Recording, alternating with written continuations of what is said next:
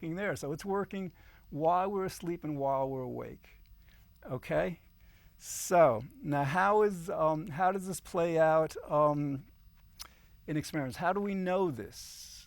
Okay, how do we know that we have an unconscious? And how do we know that this unconscious is actually, in many cases, making decisions for us that we think our conscious mind is making?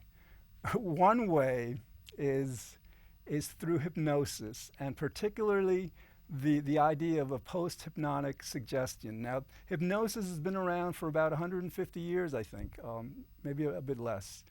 And the idea is that, like, you can hypnotize a person, and when they're hypnotized, give them a post-hypnotic suggestion, meaning that, like, when they wake up, when they're not hypnotized anymore, you can, like, have them do something, in other words, while they're hypnotized, you tell them, in this case, for example, all right, when the phone rings, you're going to get up from your chair, you're going to get on your knees, and crawl a couple of steps and look at the carpet, okay? Or just not even, just take a couple of steps, okay? So, and this isn't fiction, this is fact, they've done this. So what happens,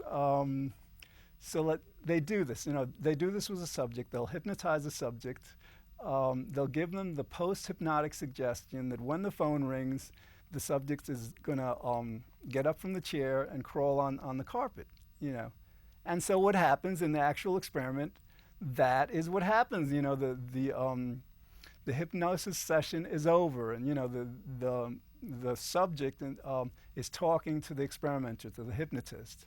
The phone rings, okay, and lo and behold, the subject will get down on their knees and maybe crawl a little, whatever, just like, fulfill the post-hypnotic suggestion.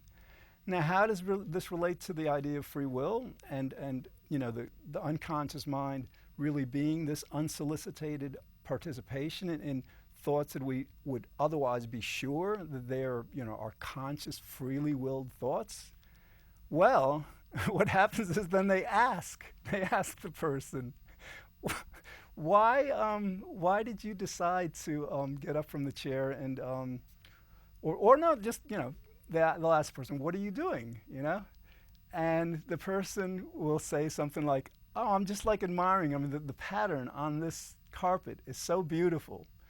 Or they might say, oh, I don't know, I felt the need to stretch something. The idea is, like, the subjects will make up, will make up a reason that they think is the real reason that they consciously chose to do that, when the experimenter, and in fact, the experimenter knows that it's because of the post-hypnotic suggestion to do that. Okay, so that's a perfect example of how the unconscious exists and is actually, in this case, completely. It's not as if it's participating in a conscious decision. It's actually making the decision for the person.